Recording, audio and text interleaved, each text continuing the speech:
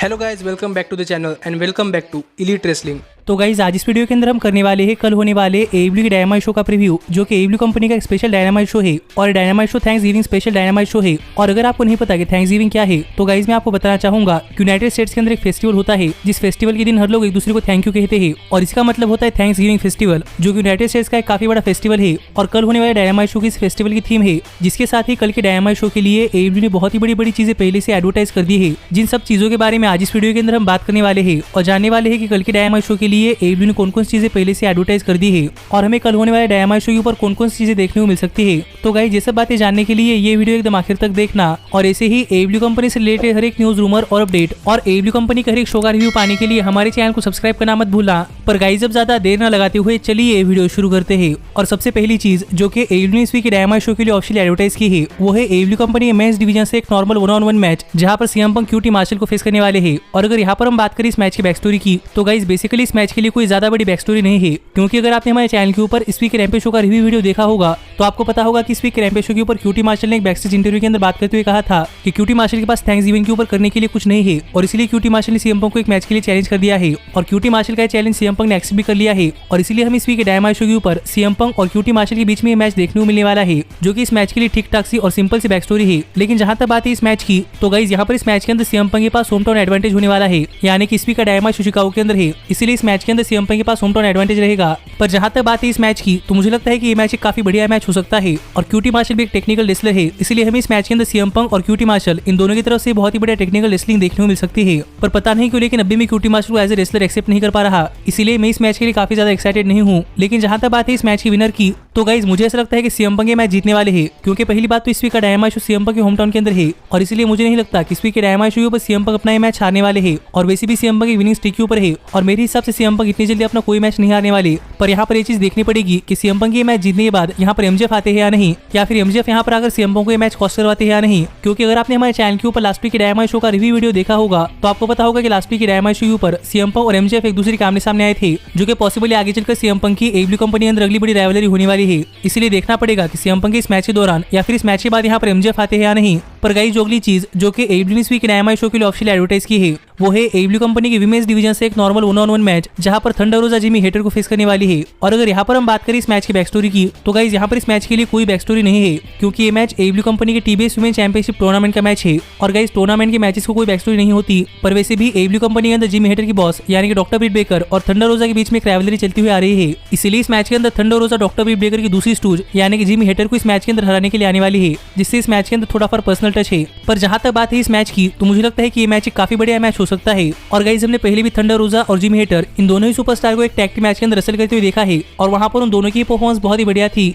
इसीलिए मेरे हिसाब से यहाँ पर इन दोनों ही सुपरस्टार्स के बीच में होने वाला ये मैच एक काफी बढ़िया मैच हो सकता है और हमें इस मैच के अंदर थंडर रोजा और जिमी हेटर अपनी बहुत ही बढ़िया परफॉर्मेंस डिलीवर करती हुई दिखाई दे सकती है। लेकिन गाइस जहां तक बात है इस मैच के विनर की तो मुझे यहाँ पर ऐसा लग रहा है कि पॉसिबली यहाँ पर डॉक्टर ब्रिट बेकर थंडर रोजा को उनका मैच कॉस्ट करवाने के लिए आती हुई दिखाई दे सकती है। और अगर डॉक्टर ब्रिट बेकर इसके अंदर कामयाब होती है तो फिर जिमी हेटर ये मैच जीत सकती है, जिससे कि जिमी हेटर आगे चलकर AEW कंपनी के अंदर काफी बड़ी सुपरस्टार बन सकती है। पर पता नहीं क्यों लेकिन मुझे ऐसा लग रहा है कि थंडर रोजा ये मैच जीतने वाली है और गाइस थंडर रोजा ये मैच जीतकर AEW कंपनी के TBS वुमेन चैंपियनशिप के सेमीफाइनल्स के अंदर पहुंच जाएंगी। पर गाइस अगला मैच जो कि AEW ने इस वीक के डायनामाइट शो के लिए ऑफिशियल एडवर्टाइज किया है वो है AEW कंपनी के मेंस डिवीजन से एक 8-मैन टैग टीम मैच, जहां पर कोडी रोड्स, पाक और लूचा ब्रोस मिलकर अंद्रादे, लिडोलो, मैलेकाई ब्लैक और FTR को फेस करने वाले हैं। और अगर यहाँ पर हम बात करें इस मैच की बैक स्टोरी की तो गाइस एक तरफ अंद्रादे, लिडोलो और पाक के बीच में एक स्टोरी लाइन चल रही है, दूसरी तरफ कोडी रोड्स और मैलेकाई ब्लैक के बीच में एक स्टोरी लाइन चल रही है और तीसरी तरफ FTR और लूचा ब्रोस की एक स्टोरी लाइन चल रही है। लेकिन ये सभी राइवलरीज एक साथ आ चुकी है, इसलिए हम इस वीक के डायनामाइट शो के ऊपर इन आठों सुपरस्टार्स के बीच में एक 8-मैन टैग टीम मैच देखने को मिलने वाला है, जो मुझे लगता है कि इस वीक के डायनामाइट शो का एक बहुत ही बढ़िया मैच हो सकता है।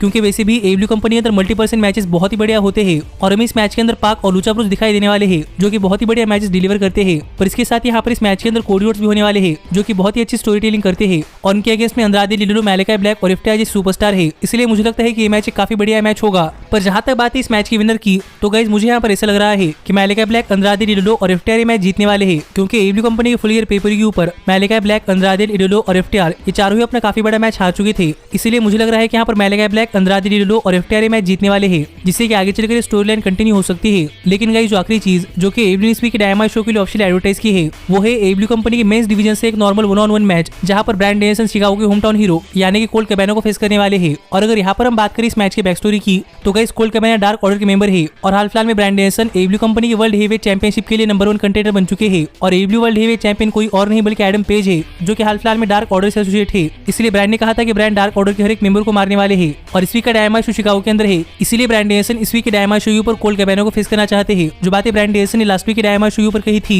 इसलिए फाइनली इस वीक के डायनामाइट शो पर हमें ब्रायन डैनियल्सन और कोल्ट कैबाना के बीच में मैच देखने को मिलने वाला है, जो कि रियल लाइफ में काफी अच्छे दोस्त थे। और गाइस यहाँ पर ब्रायन डैनियल्सन और कोल्ट कैबाना ब्रायन की डब्ल्यूडब्ल्यूई कंपनी ज्वाइन करने के पहले से ही बहुत ही अच्छे दोस्त थे और तब से लेकर अब तक इन दोनों ही सुपरस्टार्स के बीच में एक भी मैच नहीं हुआ। इसलिए देखना पड़ेगा कि जब इस वीक के डायनामाइट शो पर दो बहुत ही पुराने सुपरस्टार्स एक दूसरे के आमने सामने आते हैं तो हमें इन दोनों ही सुपरस्टार्स के बीच में कितना बढ़िया मैच देखने को मिलता है, जिससे हम कह सकते हैं कि इस मैच के अंदर इन दोनों ही सुपरस्टार्स की फ्रेंडशिप दांव के ऊपर है। लेकिन गाइस जहां तक बात है इस मैच की विनर की, तो मुझे ऐसा लग रहा है कि ब्रायन डैनियल्सन ही मैच जीतने वाले हैं, क्योंकि हाल ही में ब्रायन डैनियल्सन एब्ल्यू कंपनी की वर्ल्ड हेवीवेट चैंपियनशिप के लिए नंबर 1 कंटेंडर बन चुके हैं और मुझे नहीं लगता कि एब्ल्यू की वर्ल्ड हेवीवेट चैंपियनशिप के लिए नंबर 1 कंटेंडर बनने के बाद ब्रायन डैनियल्सन एब्ल्यू कंपनी की वर्ल्ड हेवीवेट चैंपियनशिप के मैच तक कोई मैच हारने वाले हैं। इसीलिए मेरे हिसाब से ब्रायन डैनियल्सन ही मैच जीतने वाले हैं। लेकिन गाइस यहाँ पर देखना पड़ेगा कि क्या ये मैच खत्म होने के बाद यहाँ पर ब्रायन डैनियल्सन डार्क ऑर्डर के ऊपर अटैक करते हैं या नहीं, और अगर यहाँ पर ब्रायन डैनियल्सन डार्क ऑर्डर के ऊपर अटैक करते हैं तो क्या एडम पेज यहाँ पर आकर डार्क ऑर्डर को बचाते हैं या नहीं, जिससे कि हमें एब्ल्यू कंपनी के अंदर ब्रायन डैनियल्सन और एडम पेज की स्टोरी लाइन कंटिन्यू होती हुई दिखाई दे सकती है। और इतनी ही चीजें हैं जो कि एब्ल्यू ने इस वीक के डायनामाइट शो के लिए ऑफिशियल एडवर्टाइज की है। लेकिन इस सब के अलावा अगर इस वीक के डायनामाइट शो पर कुछ होता है तो गाइस वो मैं आपको कल सुबह हमारे चैनल के ऊपर डायनामाइट शो की रिव्यू वीडियो के अंदर आपको बता दूंगा। पर अगर आपको वीडियो मिस नहीं करना चाहते तो हमारे चैनल को सब्सक्राइब कर नोटिफिकेशन बेल ऑल पर सेट करना मत भूलना। लेकिन गाइस अब मैं मिलता हूँ आपसे अगली वीडियो के अंदर, पर तब तक stay healthy, stay happy and keep watching elite wrestling. Hey, did you like that video? Click the screen for more. And where do you think you're going? Check out our official merchandise page and to support the entire cast. And thanks so much for being the elite. The elite, the elite. What, Nick, you're not going to sing it all with me this time?